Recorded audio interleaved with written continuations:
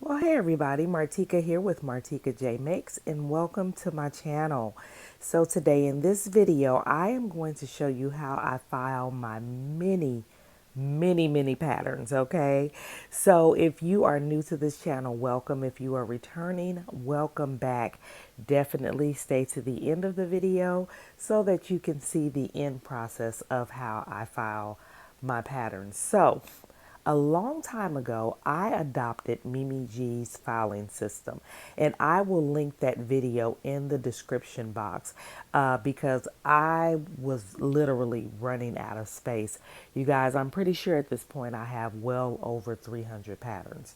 So I am in a small sewing space. If you remember seeing my video of my small sewing space and how I organize it, I just do not have the room in that space to keep all of my patterns. And also, I needed an easy way to look for what I was going to make. So when I saw her filing system, I said, I have got to do this. So what I first did, because I knew I needed these, I picked up these binders at Walmart. And I think, as you can see, they're not just like the most expensive binders out there, but they do the job. The job gets done until I find the colors and for the price, and then I'll get what I want later. But for now, these are working out just fine. So I picked these up. I think they were probably about $3 each at the time, and I picked up about 4 or 5 of them. And what I do, there was a label on front. I put it on there with my label maker, but it did come off, so I'm going to have to relabel it. However, I labeled them on the side too. And let me show you. I'm attempting to do this video while holding my camera, so bear with me. That's upside down. So as you can see, I put my labels on the side too, because when I file them in my cabinet, I want to be able to know what is in the binder that I am reaching for. So in this particular binder are all tops, blouses. I mean, literally, if there is like a mixed pattern and I bought the pattern for the top, I will put it in here. Now I have a notebook for tops. I have one for dresses. I have one for pants, capris, and shorts. I even have one just dedicated to Mimi G patterns because I have so many of them that they had to go into their own binder. And a lot of the times, if I am looking for something to make, and I know that I want a certain detail or whatever, and a lot of her patterns might have what I'm looking for, I just want to go straight to her pattern. So there is one that's dedicated to her, and it's almost full, you guys. And then I also have one, as you know, I'm a member of the Sew It Academy, so I have one for the patterns and lessons that's needed there, and I also have one for my PDF patterns. All of the instructions, I print them out and then I punch holes in them and stick them in there so that they're very easy to find when I'm getting ready to sew up a PDF pattern. So that is what I kind of went a step further and did those things with my particular filing system. So I'm going to show you what's inside here first, and then I'll show you the things that I buy to make this happen. So inside here, as you can see, I have a bunch of blank sleeve protectors up front.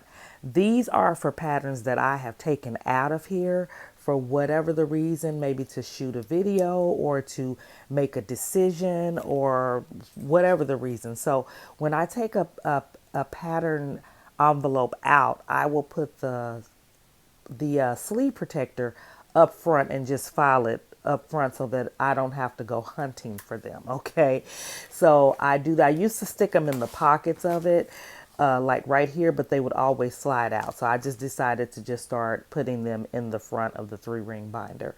Now this binder is about 3 inches. This is a 3-inch 3-ring binder. Okay.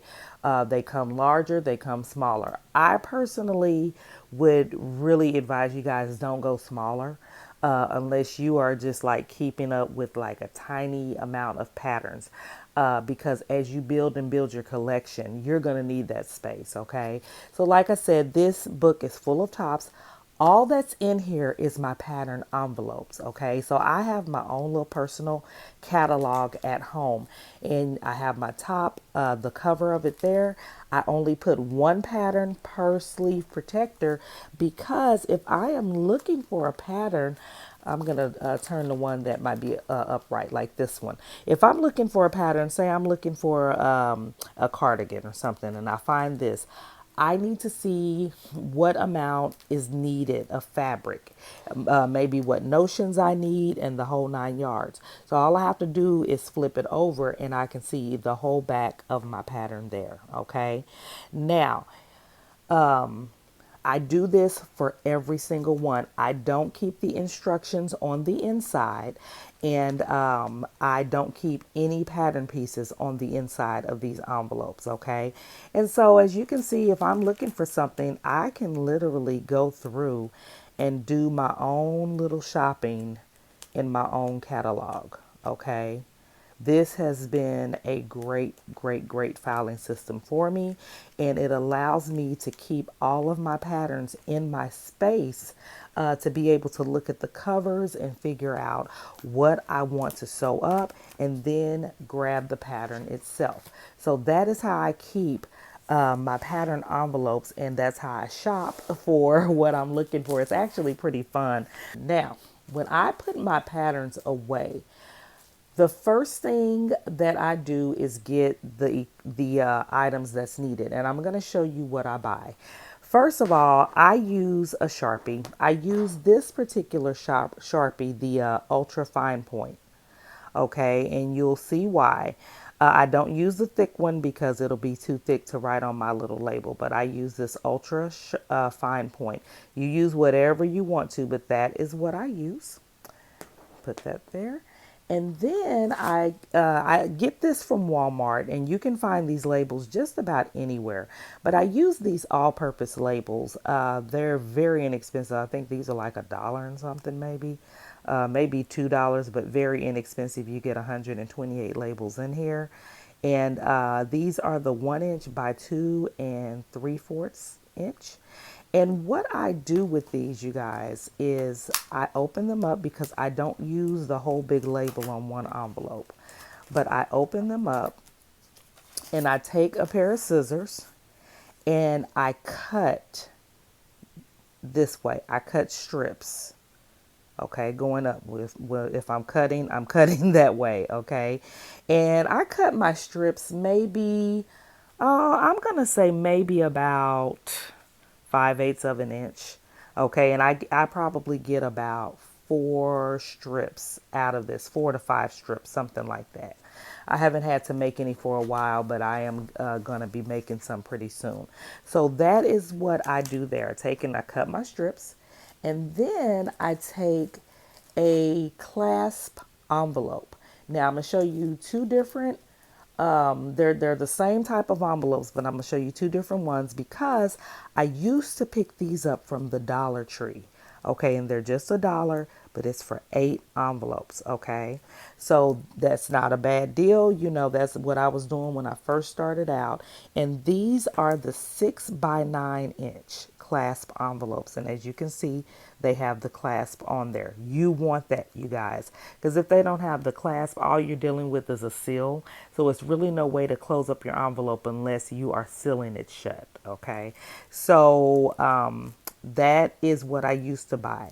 Then I realized that I could save money because, you know, I'm all about that life, by purchasing this 25 pack clasp of envelopes from Walmart. And I think, if I'm not mistaken, I got 25 of these for like $3. Okay, so you get a few more for a bit less, and I found that this was the better way to do it, especially when you are filing a lot of patterns. You're gonna spend more money on these envelopes if you're getting them at the Dollar Tree, especially now since they're $1.25. It's no longer $1. Okay, so you're spending an extra quarter per pack. So yeah, you're gonna save a lot more money by just going to Walmart and picking up this more of a bulk pack. But you can also get like on Amazon or someplace like that, and you can also order in a bigger bulk amount to get more envelopes. They come, I mean, you can find them in 100, I'm sure, 200, 300. You just count your patterns and you see how many you need, and always keep some extra around, because when new patterns come out, what do? We go and buy them. So you want to be able to file those too. Now, I also pick up the sheet protectors at Walmart. I pick up the 100 pack. I think these definitely come in many places. But I just go ahead and pick these up while I'm there. I can't remember the price on them. You'll have to look it up. But yeah, it's the same sheet protectors that I showed you that's in the front of this book. You guys don't have to get the most expensive. This is just your own filing system, you guys. So you do not have to go out there and grab the most expensive sheet protectors out there. All right, this particular one here, when I mean more expensive, this is a more durable one. This is one that I already had. Okay, so and you may have some around the house. You guys go through some binders that you have, maybe some old trainings you did on your job or something like that, and grab those sheet protectors out of there if you know that you no longer need them in that particular space. So now what I do with all of these items is I take my pattern, and this one is already done because I am currently working on this particular pattern. But I take my pattern, this is the envelope, it goes into the sheet, the sleeve protector. I take one of those little strips of labels that I cut down, and I write the pattern number on there. Okay, so this is Simplicity 8546. I write on here, this is open for a reason. I write on here S8546, so that I know this is going into my Simplicity box, and it is a Simplicity pattern, and I will show you those boxes in just a moment.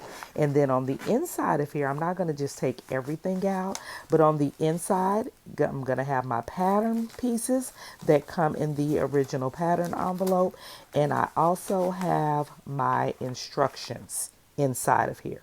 So however, if I need to see how many pieces is in a view that I want to sew, then I do have to go and get the actual pattern envelope that holds the patterns and the instructions on the inside to take a look at that. Okay, and then after I'm done, I just close it, I put the clasp through there, and I file it. So now I'm going to take you down to show you where all of my patterns are filed and my completed filing system.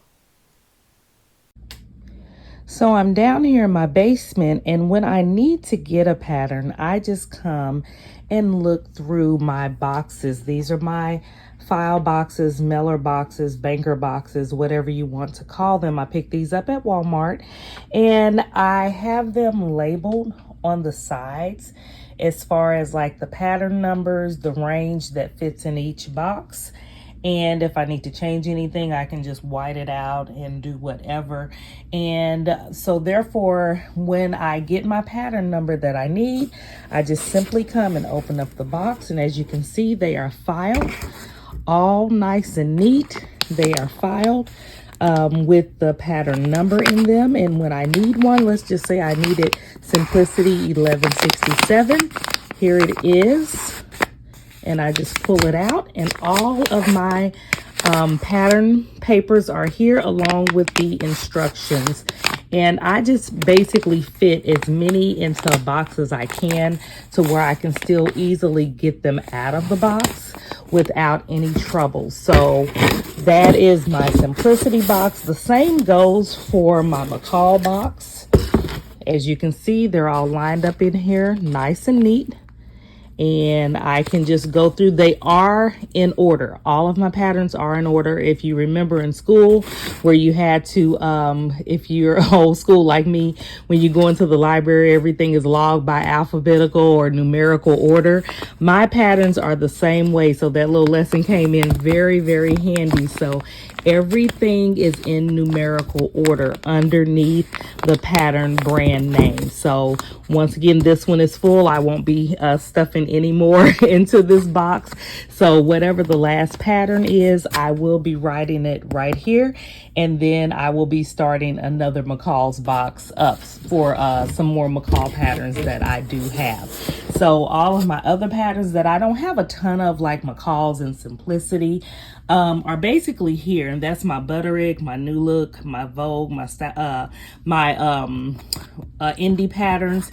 So far, the only one I have written on here is Style So Me. Also, my Quick Sew patterns are in here, and any other ones that I may have. So that is how I easily find my patterns. And after I'm done with them, I'm able to simply just file them away. So I hope you have enjoyed this. I hope that I have given you some ideas using my Mimi G style. Her filing system that she used, I adopted this system from her, and I tell you, it has worked like a charm for me because I don't have a lot of space to keep a lot of patterns in, so I have to stack them where I can find the space. So if you like this video, definitely give it a thumbs up. If you have not subscribed, definitely do so, and I will see you in the next video. Have a great one, you guys. Bye-bye.